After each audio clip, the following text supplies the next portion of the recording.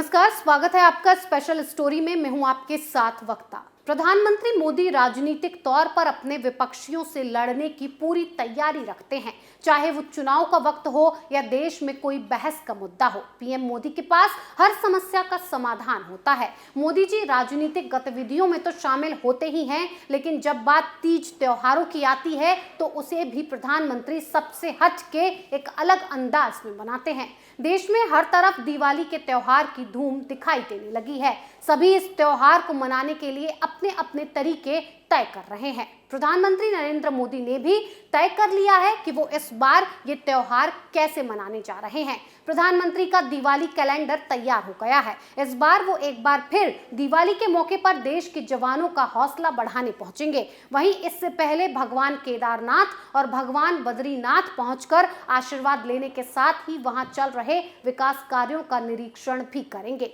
प्रधानमंत्री नरेंद्र मोदी हर साल अपनी दिवाली सेना के जवानों के साथ आगे रहकर बिताते हैं। ये काम वो साल 2014 में वो दिवाली पर दुनिया के सबसे ऊंचे युद्ध मोर्चे सियाचिन ग्लेशियर में भारतीय जवानों के पास पहुंचे थे। ये वो जगह है जहां सैन्य जवानों को भी कुछ पल रहने में तकलीफ होती है। इसके बावजूद मोदी ने वहां जाकर सेना का हौसला बढ़ाया था। इसके बाद साल 2019 और 2021 में 2 बार वो जम्मू कश्मीर के राजौरी जिले में सेना के जवानों के साथ दिवाली का त्योहार मना चुके हैं। इसी तरह पिछले 8 साल से वो हर बार दिवाली पर सीमा के करीब किसी सैन्य बेस पर पहुंच रहे हैं और इस बार भी वो कुछ इसी तरह अपनी दिवाली को यादगार बनाने का फैसला कर चुके हैं। सूत्रों के हवाले से जानकारी है कि इस बार प्रधानमंत्री दिवाली पर सैन्य जवानों के साथ दिए जलाने से पहले केदारनाथ, बद्रीनाथ धाम पहुंचेंगे।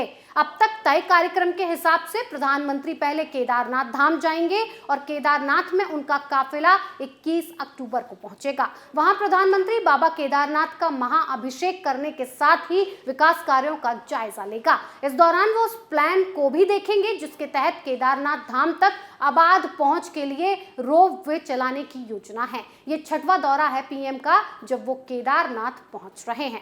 प्रधानमंत्री 21 अक्टूबर को ही केदारनाथ के बाद बद्रीनाथ धाम पहुंचेंगे। वहां भी वो भगवान बद्री विशाल का पूजन करने के साथ ही बद्रीनाथ मास्टर प्लान के तहत चल रहे प्रोजेक्ट्स का रिव्यू करेंगे। सूत्रों का कहना है कि बद्रीनाथ दौरे के दौरान प्रधानमंत्री चीन सीमा पर भारत के आखिरी गांव माड़ा में भी जा सकते हैं। साथ ही वहां के ग्रामीणों से भी मिल सकते हैं। माड़ा गांव का नाम आया है तो आप जानना चाहेंगे कि आखिर ये माड़ा गांव का इतिहास क्या है। तो आपको बता दें कि माड़ा गांव का संबंध महाभारत के युद्ध से जुड़ा हुआ है। यहीं पर महर्षि वेद व्यास ने भगवान गणेश से महाभारत का लेखन कराया था। इससे जुड़ी गुफाएं यहाँ श्रद्धालुओं के आकर्षण का केंद्र हैं। साथ ही माड़ा गांव में ही सरस्वती नदी का उद्गम स्थल है और यहीं पर वो जमीन में समाती हुई भी दिखाई देती हैं। यहाँ से होते हुए प्रधानमंत्री नरेंद्र मोदी दिवाली से एक दिन पहले रविवार को अयोध्या जाएंगे और जहां वो राम मंदिर में पूजा करने अयोध्या जाएंगे। रविवार शाम को अयोध्या के अपने दौरे के दौरान वो दीपोत्सव और आरती में शामिल होंगे। इस दौरान पीएम राम मंदिर के निर्माण कार्य का निरीक्षण भी करेंगे। मोदी सरयू नदी के तट पर हरित और डिजिटल आतिशबाजी भी देखने जाएंगे। दीपोत्सव की शाम अयोध्या करीब 17 लाख दियों की रोशनी से जगमगाएगी। प्रधानमंत्री नरेंद्र मोदी 24 अक्टूबर को दिवाली की शाम हर साल की तरह इस बार भी सेना के जवानों के साथ मनाएंगे। सूत्रों के मुताबिक प्रधानमंत्री दिवाली कहां पर मनाएंगे ये तय हो चुका है, लेकिन सुरक्षा कारणों से अभी इसका खुलासा नहीं किया जा रहा। लेकिन ये तय हो गया है कि वो अपनी 8 साल से चली आ रही परंपरा को पूरा करते हुए इस दिवाली भी नजर आएंगे और सैनिकों के साथ दिवाली को मनाएंगे।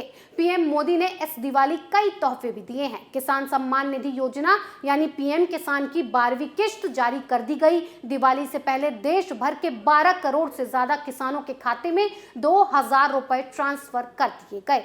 आपको बता दें कि पीएम किसान पोर्टल पर करीब 12 करोड़ से अधिक किसान रजिस्टर्ड हैं जिन्हें मोदी सरकार फायदा पहुंचा रही है। तो वहीं दूसरी तरफ 22 अक्टूबर को भी पीएम एक और तोहफा देने जा रहे हैं। दीपोत्सव यानी दीपावली के मौके पर पीएम नरेंद्र मोदी देश के युवाओं को तोहफा देंगे। वो देश भर के 75,000 युवाओं को नौकरी देंगे। पीएम 22 अक्टूबर को वीडियो कॉन्फ्रेंसिंग के माध्यम से देश के युवाओं से जुड़ेंगे और 75,000 युवाओं को जॉब सर्टिफिकेट सौंपेंगे। इस कार्यक्रम में देश के अलग अलग शहरों से केंद्रीय मंत्री भी जुड़ेंगे। शिक्षा मंत्री धर्मेंद्र प्रधान उड़ीसा से, मनसुख मांडविया गुजरात से, अनुराग ठाकुर चंडीगढ़ से, पीयूष गोयल महाराष्ट्र से जुड़ेंगे। इस साल जून में सभी विभागों और मंत्रालयों की समीक्षा के बाद पीएम मोदी ने ये ऐलान किया था कि उनकी सरकार अगले 1.5 साल में यानी कि 2023 दिसंबर तक 10 लाख नौकरियां देगी। पीएम मोदी के ऐलान के बाद इस दिशा में मिशन मोड में काम शुरू हो गया था। अब उसी सिलसिले में पीएम 75,000 युवाओं को रोजगार का नियुक्ति पत्र देंगे। ये बात तो वैसे भी किसी से छुपी हुई नहीं है कि बेरोजगारी के मुद्दे पर विपक्षी पार्टियां अक्सर मोदी सरकार को कटघरे में खड़ा करती रही हैं। लेकिन इस दिवाली और दिवाली से पहले जो बम्पर धमाके पीएम मोदी ने किए हैं, उससे एक बार जनता के मन में प्रधानमंत्री के लिए घर बना लिया है, जो विपक्ष के लिए बड़ी परेशानी का सबब है। क्योंकि प्रधानमंत्री की लोकप्रियता से वैसे भी विपक्ष को तकलीफ है, इसीलिए ये मोदी का ये चौका विपक्ष पर भारी पड़ेगा। विपक्ष ना तो मोदी के स्टैमिना की बराबरी कर सकता है और ना ही उनके काम करने के तरीके को। त्योहार के सीजन में भी प्रधानमंत्री नरेंद्र मोदी बेहद व्यस्त रहने वाले हैं। पीएम मोदी गुजरात, उत्तराखंड और उत्तर प्रदेश के लगातार दौरे करेंगे। इन दौरों में रक्षा से लेकर कूटनीति तक और शिक्षा से पर्यावरण तक कई क्षेत्र शामिल होंगे। इतना ही नहीं, पीएम मोदी के इन दौरों में आध्यात्मिक विरासत से खेल तक, सड़कों से लेकर रोपवे तक, मंदिर के जीर्णोद्धार से लेकर पर्यटन तक, लाइट हाउस से लाइफ तक और बुनियादी ढांचे से लेकर उद्योगों तक के क्षेत्र शामिल हैं, जो विपक्ष को पटकनी देने के लिए और देश को सुपर पावर बनाने के लिए अहम है। विपक्ष के साथ साथ पीएम मोदी ने उन देशों की भी नींद उड़ा रखी है जो भारत को कमजोर समझने की गलती लगातार करते रहते हैं, जिसमें चीन और पाकिस्तान का अव्वल नंबर है। गुजरात दौरे पर गए पीएम मोदी ने डिफेंस एक्सपो का उद्घाटन क्या किया, कुछ देशों के पेट में दर्द होने लगा। नाम लिए बिना मोदी ने चीन और पाकिस्तान पर निशाना साधा, लेकिन पाकिस्तान भारत सीमा के बॉर्डर से लगे दीसा में भारतीय वायुसेना का एयरबेस बनने का ऐलान किया है, जो कि पाकिस्तान की नींद उड़ा चुका है।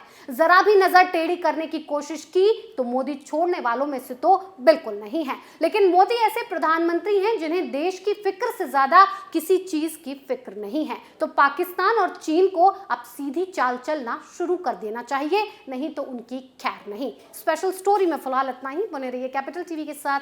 नमस्कार।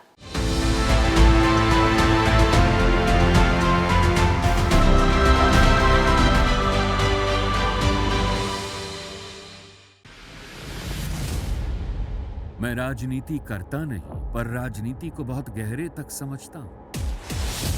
मैं लोगों के बीच रहता हूं, लोगों के मन को अच्छे से जानता हूं।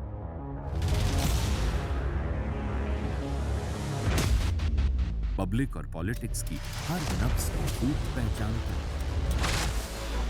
संघर्ष की सियासत से सत्ता के सिंहासन तक मैं हर खबर से खरा सच निकालता हूं। ना कोई दौड़, ना कोई race. Capital TV, Uttar Pradesh.